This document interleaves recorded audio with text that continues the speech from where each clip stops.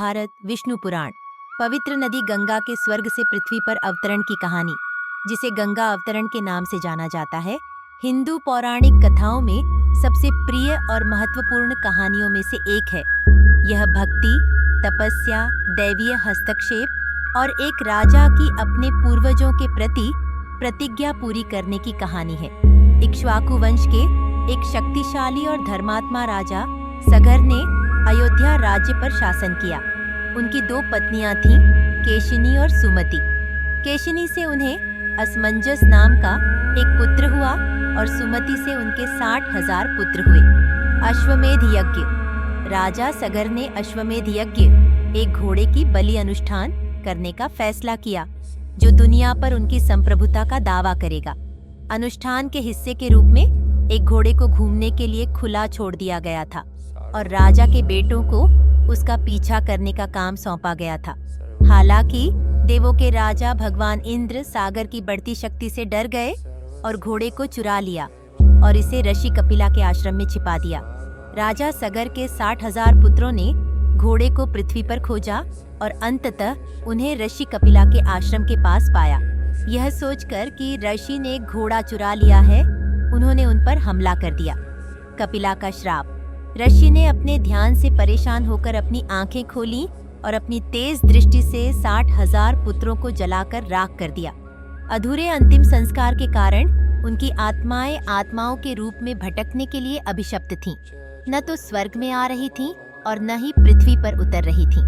राजा सगर के एक प्रसिद्ध वंशज भगीरथ अपने पूर्वजों को मोक्ष दिलाने के लिए दृढ़ संकल्पित थे। उन्होंने देवी गंगा का आशीर्वाद प्राप्त करने के लिए कठोर तपस्या की। उनका लक्ष्य अपने पूर्वजों की राख को शुद्ध करने के लिए स्वर्ग से गंगा को लाना था, जिससे उन्हें मोक्ष मुक्ति प्राप्त हो सके।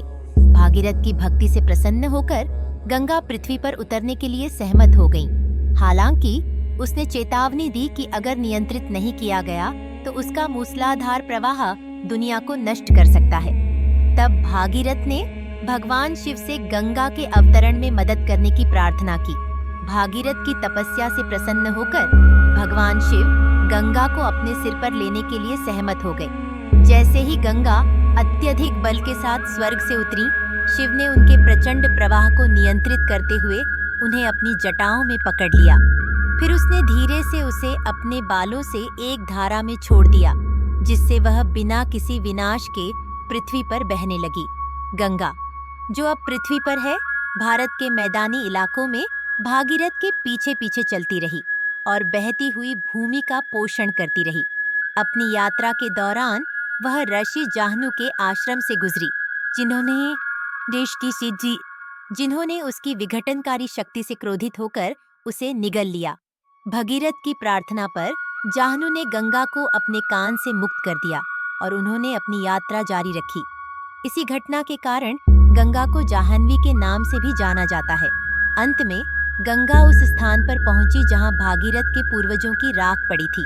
गंगा के पवित्र जल ने राख को शुद्ध कर दिया, जिससे राजा सगर के 60,000 पुत्रों की आत्माएं मुक्त हो गईं, जो बाद में स्वर्ग चले गए। इस प्रकार गंगा हिंदू धर्म में सबसे पवित्र नदी बन गई, जो पवित्रता, भक्ति और पापों को साफ करने की क्षमता का प्रतीक है।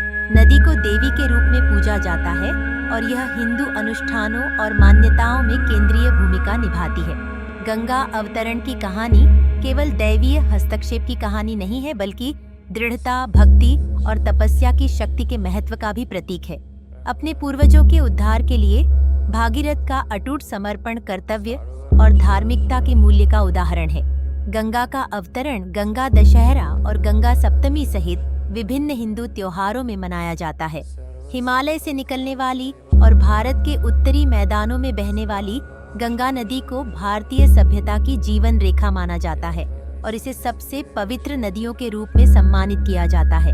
गंगा अवतरण की कहानी दैवीय हस्तक्षेप, मानवीय दृढ़ता और गहरे आध्यात्मिक महत्व के मिश्रण के साथ भक्तों को प्रेरित और मार्गदर्शन करती रहती है। यह भक्ति की शक्ति और इस विश्वास पर जोर देता है कि दैवीय कृपा गंभीर से गंभीर पापों पर काबू पा सकती है और मुक्ति का मार्ग प्रदान कर सकती है।